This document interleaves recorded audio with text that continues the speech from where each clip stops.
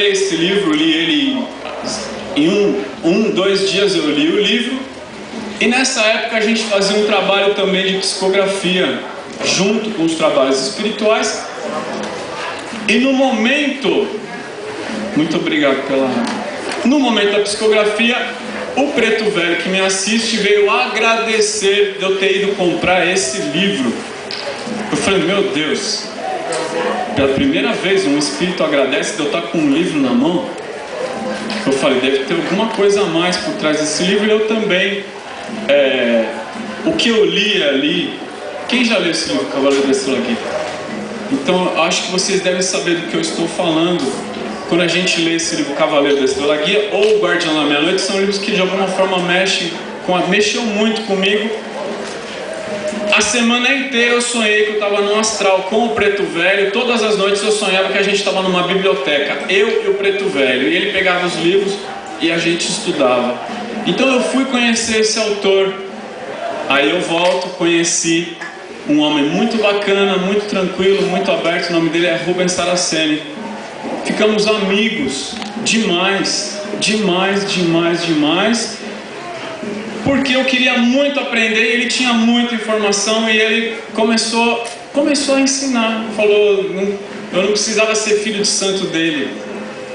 E os mentores dele falaram, você tem essa missão, precisa passar o conhecimento que você está recebendo. Então nessa época muitas pessoas o procuraram para aprender. Eu fui uma dessas pessoas que começou a estudar com ele, pela abertura que ele deu.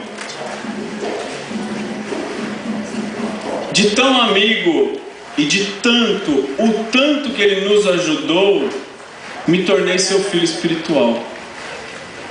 E sou, desde essa época, um aprendiz desses ensinamentos. Bom, com o tempo o trabalho do terreiro cresceu, surgiu o Jornal de Umbanda Sagrada por uma necessidade de falar da religião. Em 2008, o Rubens me procura e fala para mim, ele sabe da minha pesquisa com a literatura de Umbanda. Então ele me procurou e falou para mim, está sendo preparado um livro para o centenário da Umbanda. Eu gostaria que você escrevesse um capítulo sobre os autores de Umbanda. Aí a gente já estamos chegando na origem desse material.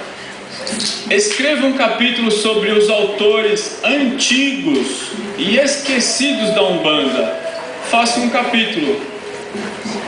Então eu comecei a reler. O primeiro escritor umbandista chama-se Léo de Souza. Publicou em 1933 um livro chamado Espiritismo, a Magia e as 7 Linhas de Umbanda. Esse é o primeiro livro da religião de Umbanda. Eu demorei para conseguir esse livro. O pai Ronaldo Linares, presidente da Federação Bandista do Grande ABC, que conviveu muito com o Zélio de Moraes, tinha uma cópia que o próprio Zélio lhe deu. Foi difícil arrancar esse livro do pai Ronaldo Linares, uma cópia. Mas enfim, o livro chegou na minha mão. E a partir desse livro começa então uma saga de autores umbandistas, de gente que fez Umbanda única e exclusivamente da prática, sem uma base teórica. Gente que começou a escrever sobre Umbanda mesmo sem ter lido nada. Então é uma literatura fascinante, mesmo quando um contradiz o outro. Olha só, meu irmão, quando a gente não tem convicção, ler um título de Umbanda que contradiz o outro pode atrapalhar. Mas depois que a gente passa disso, depois que você já tem as suas convicções, depois que você já tem uma certa segurança do o que é Umbanda para você, então ler diferentes opiniões de Umbanda enriquece a sua forma.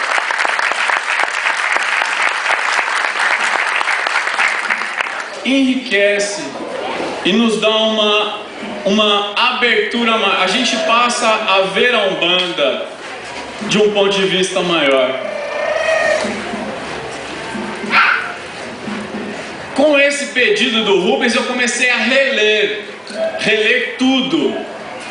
São alguns títulos. Eu comecei a reler centenas de títulos.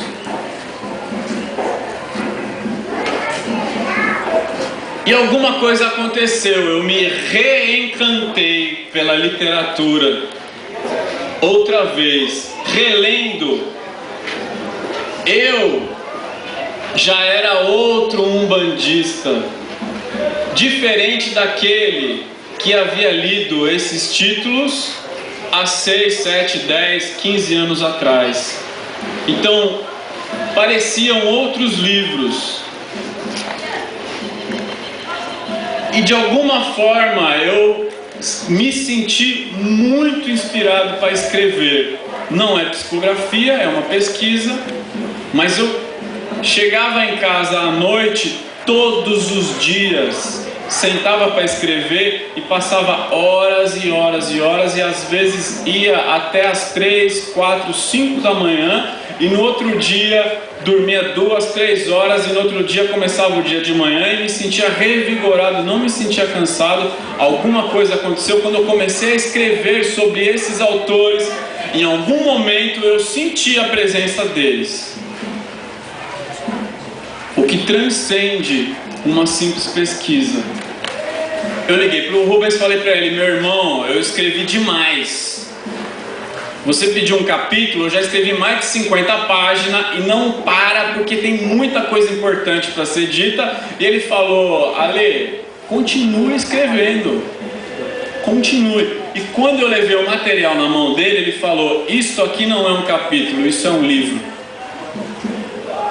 E aquele projeto não aconteceu porque só você escreveu, dos convidados. Então isso é um livro. Faça um livro com esse material.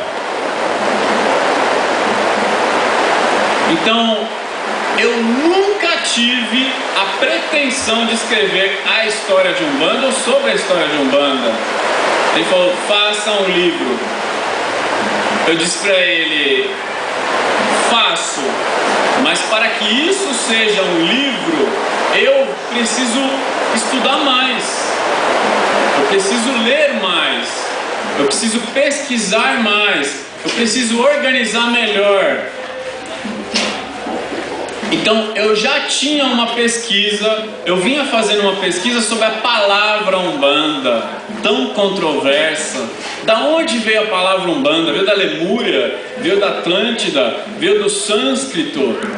O que quer dizer a palavra Umbanda? Mas essa palavra existe na língua quimbundo, que é falada em Angola. Não, mas Umbanda é uma coisa portuguesa. Um é Deus e banda somos nós. Qual, afinal, é o sentido da palavra Umbanda? Então eu vinha fazendo uma pesquisa. O que é que cada autor umbandista afirmou sobre essa palavra? E são muitas afirmações. Tem páginas e páginas. Houve um autor que chegou a dizer que Umbanda era o nome de um anjo. Para se ter uma ideia, a Umbanda virou... a palavra Umbanda existe, eu acho que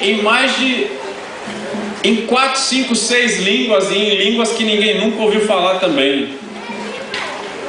Então, entendi que essa pesquisa também é algo histórico.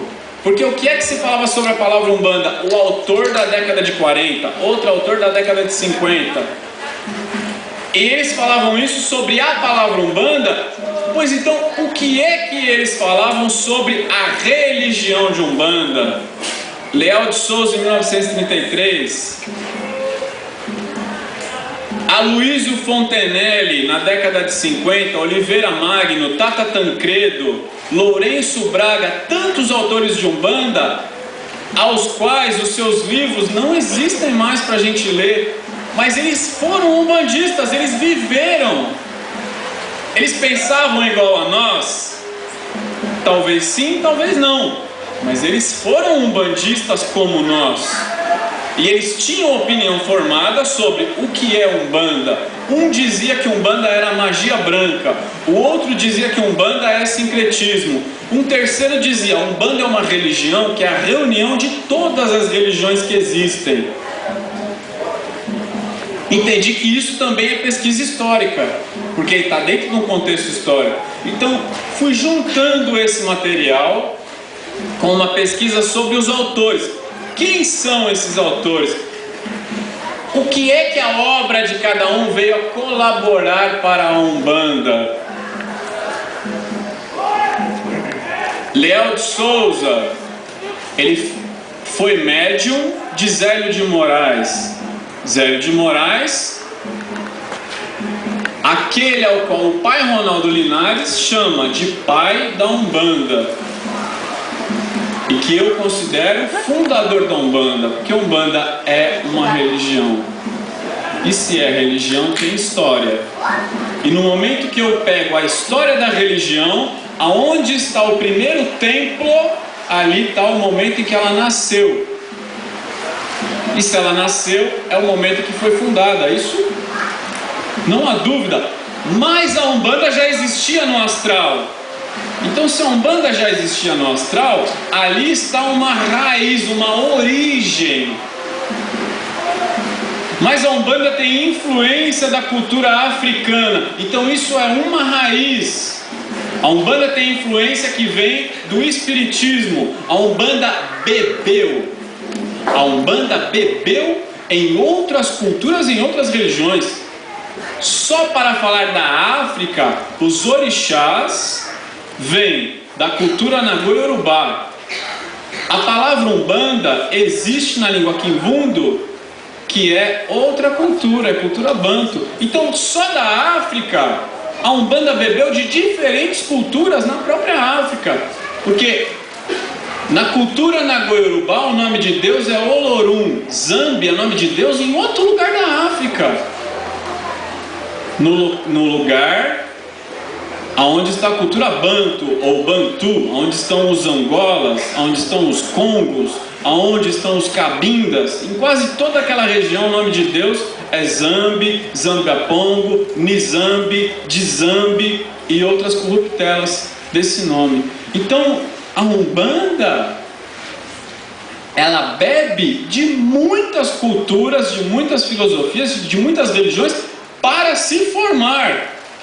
Daí o que eu posso afirmar: a Umbanda é uma religião extremamente simples de se praticar, mas extremamente complexa de se compreender, porque ela tem muita informação. Para tudo quanto é lado que você olha, é muita informação. Então é difícil a umbandista compreender essas informações. Então fui buscar as origens.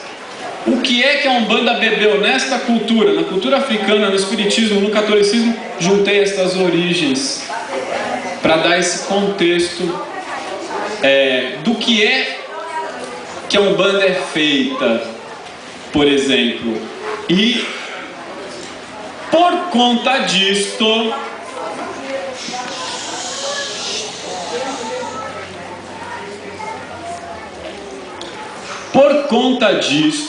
algumas pessoas têm dificuldade de entender que Umbanda é religião. Porque fala, Umbanda não é religião, Umbanda é sincretismo. Mas o que é sincretismo? Sincretismo é pegar valores de culturas diferentes e reuni-los e ressignificar. Mas foi a Umbanda que juntou o índio com o negro? Foi a Umbanda que fez isso? Culturalmente no Brasil, eu digo, no Brasil, como é que o negro chegou no Brasil? Num processo de colonização. O europeu foi buscar um negro para ser mão de obra e trazer para o Brasil. O índio já estava aqui. Então, aonde eu quero chegar, minha irmã, é que o encontro do negro, do índio e do branco é uma situação histórica do país. A Umbanda é reflexo disso. A Umbanda é um espelho do que está aqui. Então, ela é sincretismo ou ela é espelho de uma cultura, esta sim, sincrética? Ela é esse espelho.